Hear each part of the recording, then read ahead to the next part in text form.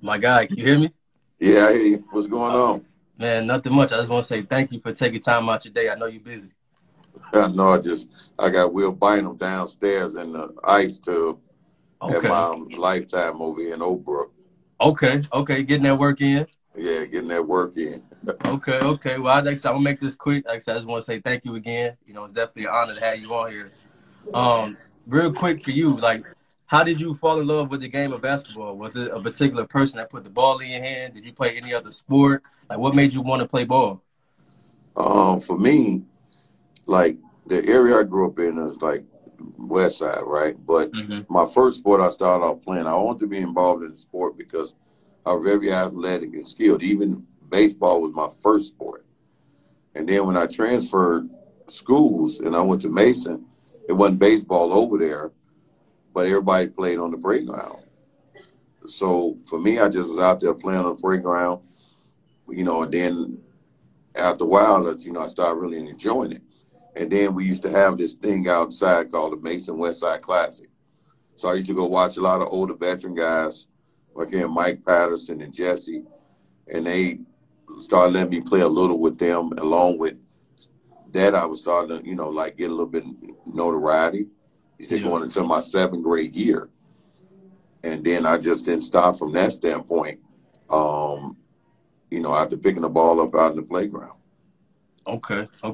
Now, for you, when you really took it serious, who were like the people that you were watching? Rather it be NBA players, guys in the neighborhood, who were just people that you were watching film on to kind of pad your game up a little bit. For me, which was so crazy, after I started really getting the hang and love of it, I started going to play anywhere. Anywhere was basketball, church leagues.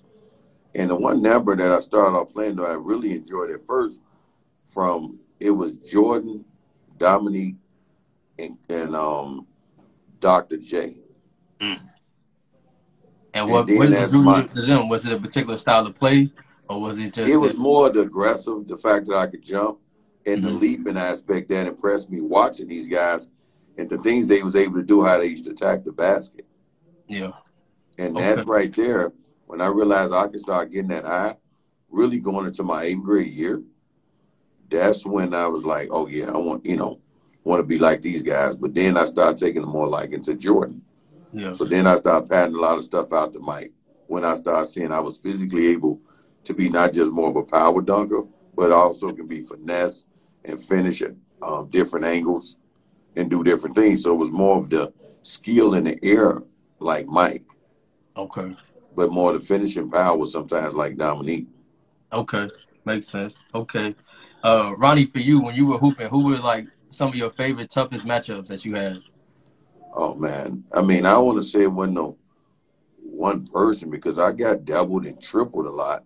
Yeah. But teams that in high school, pro, when you realize this is when you realize you a pretty good player when you start teams have to scheme around you on how to stop you. It's more of just a respect thing.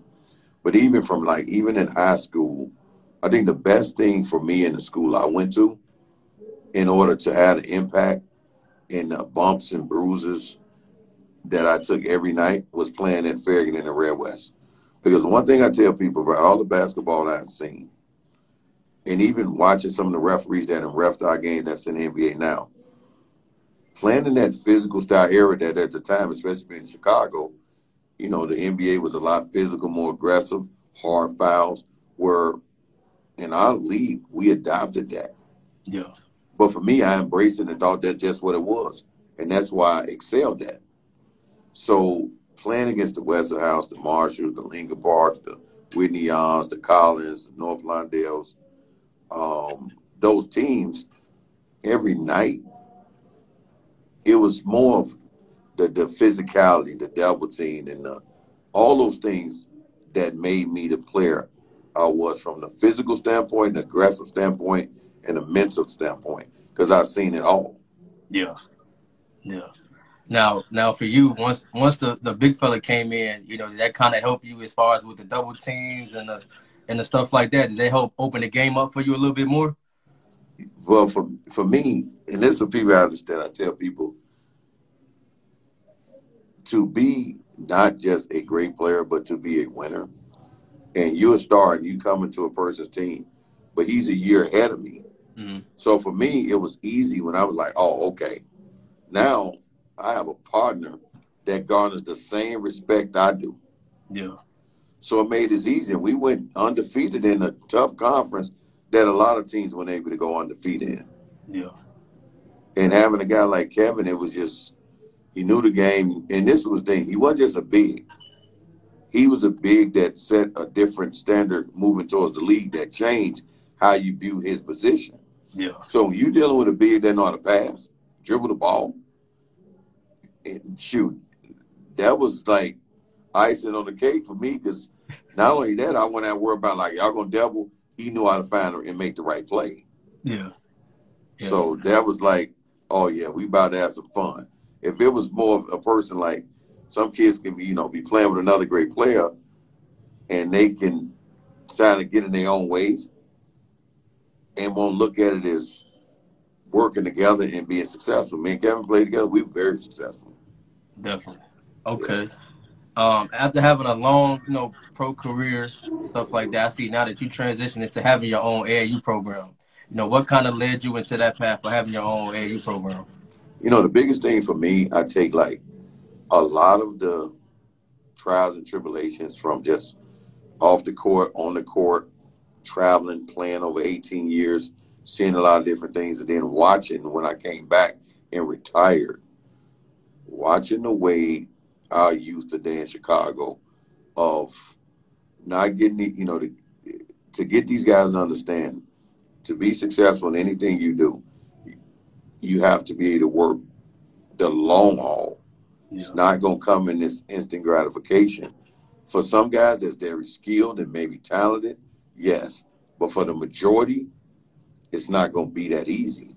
Yeah. So when I seen that, it was just like getting into coaching, and from my expertise of playing, the knowledge of the game, it's easy for me to interact with those kids through that message relating from a basketball standpoint to talking to them about perseverance, what it takes, how you mentally focus to be successful, and then play through difficult situations in the game where you may feel, man, I'm not doing well.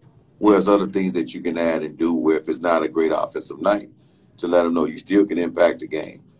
And that's not going to happen overnight. There's so many ways you can be successful doing and playing this game that a lot of them don't realize it because they looking at one thing and they might not be as skilled as some of these guys they send on Instagram and all this other stuff. But they may be able to do something good that contributes to a team. So Absolutely. breaking that down and tell them, even being a star, it's you need other players to make you look good to win it. You can be a star, but you damn near won't win. Yeah. You see what I'm saying? Yep. Every team I played on there and built around was the CBA overseas. I won because I know I needed other players to be able to do great in their roles and what they did. If Absolutely. it was just me going out there being a great defender and shooting everything I touch, then I know we wouldn't have been able to be successful. Yeah. But I'm learning that when I was playing, me and Kevin was playing together on with Michael Wright, with Jamel Roan, every piece had to work to win. Yep. And the best example I can put is even when we played together with two superstars, we ran into a really good Thornton team, great athletes, great players that played as a team. Peoria Manual teams, 4 state championships. And guys don't understand it's not about the star only, the star is important in the pivotal moments. But in order to get to those pivotal moments, you need other players to get you there. You got to close the deal. Absolutely. So, Absolutely. Okay. Last one for you because I know you gotta go finish up what you're doing. If you could think off the top of your head somebody that you would like to see on my platform that can kind of tell their story, kind of give some game, who would that might be? as I look at like now, like with a lot of guys that, that